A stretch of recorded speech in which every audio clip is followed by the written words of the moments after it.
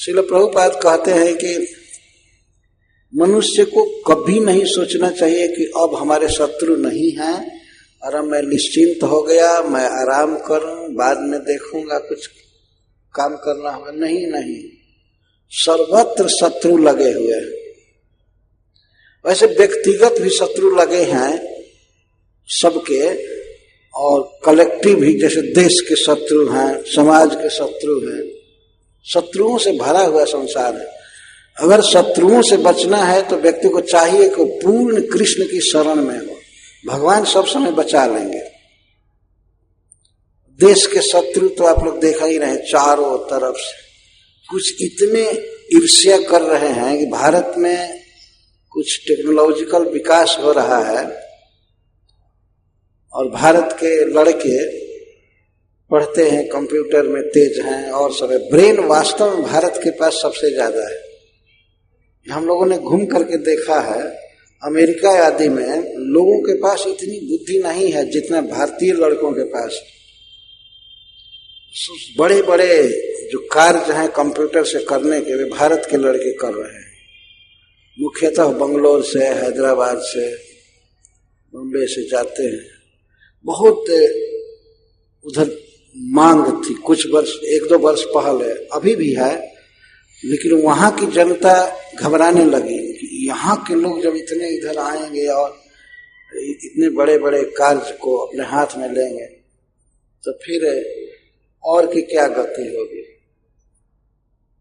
तो कुछ देश ऐसे चाहते हैं कि भारत धनी न होने पावे।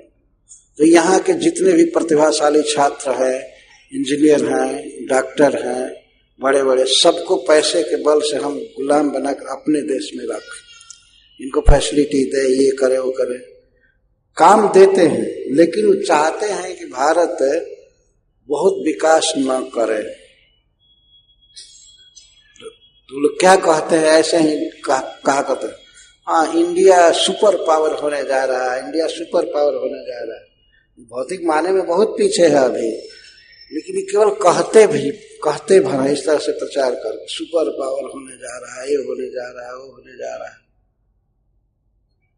ये तो मैं बता रहा हूं शत्रु कैसे आर्थिक शत्रु हैं जो नहीं चाहते हैं कि भारत ऊपर उठने पावे। और आसपास के तो शत्रु सब जानते ही हैं कि पार्लियामेंट पर भी आक्रमण किए, ये किए, वो किए। तो अगर अपने देश की, अपने परिवार की, अपनी समाज की, अपने संबंधियों की रक्षा करनी है तो सबको चाहिए कि कृष्ण के भक्त बने। भगवान रक्षा कर लेंगे कहीं भी। जो गर्भ में बच्चे की रक्षा कर सकता है ब्रह्मास्त्र से, वो क्या नहीं कर सकता। भगवान सब समय रक्षा कर सकते। वास्तव में ये संसद में, विधानसभा आदि में शिक्षा देनी चाहिए कि कृष्ण का आश्रय लो, कृष्ण की भक्ति करो सबको। श्रील प्रभुपाद जी जब इंदिरा गांधी से मिलने के लिए योजना बना रहे थे तो उन्होंने 10 पॉइंट लिखा था इंदिरा गांधी जी से बात करने के लिए।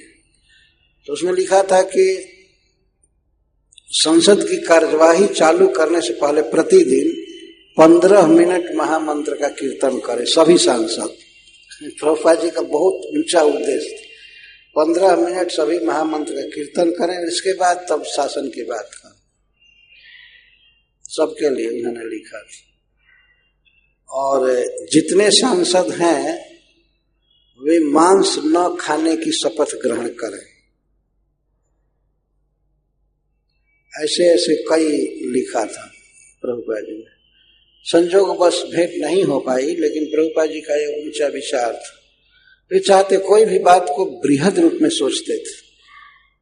पूरे देश का हित कैसे होगा, पूरे जगत का हित कैसे होगा, पूरा मानव समाज कैसे सुखी होगा। वो जानते थे कि कृष्ण की शरण में आने से, कृष्ण की भक्ति करने से सारा जन समुदाय सुखी होगा। इसलिए उन्होंने बनाया international society for Krishna consciousness. Krishna भक्ति के लिए अंतरराष्ट्रीय समाज बनाया भगवान प्रभुपाद जी ने। बहुत व्यापक दृष्टि थी। कुंती महारानी के इस वाक्य पर प्रभुपाद जी कहते हैं कि जिसको सुखी होना है शत्रुओं से बचना है, लंबा जीवन करना है, सब तरह से सुखी होना है, तो उसे चाहिए कि कृष्ण की भक्ति करे, सब कुछ हो जाएगा।